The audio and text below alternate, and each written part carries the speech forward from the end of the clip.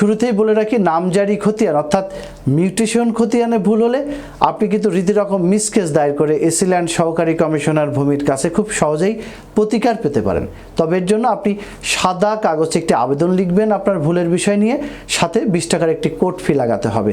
এর সাথে প্রয়োজনীয় কাগজপত্র সংযুক্ত করতে হবে। অনুরূপভাবে কেউ আপনার জমির নামজারি করে নিলে এসিল্যান্ড মহোদয়ের কাছেও আপনি একইভাবে মিসকেস দাখিলের মাধ্যমে সেই মিউটেশনটা বাতিলের আবেদন করতে পারবেন। প্রয়োজনীয় শুনানি শেষে কাগজপত্র ঠিক থাকলে এসিল্যান্ড সেই জমির আগের খতিয়ানে আপনাকে ফিরিয়ে দেবেন।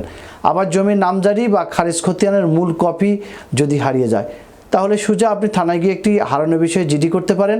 জিডির কপি সহ 20 টাকার কোর্ট ফি যুক্ত করে সাদা কাগজে এসিল্যান্ড বরাবর হারানো বিষয়ে আপনি একটি আবেদন করতে পারেন। সব কিছু বিবেচনা করে এসিল্যান্ড মহোদয় যদি সন্তুষ্ট হন যে খতিয়ানটি সত্যিই হারিয়ে গেছে, তাহলে তিনি নতুন খতিয়ান প্রদানের আদেশ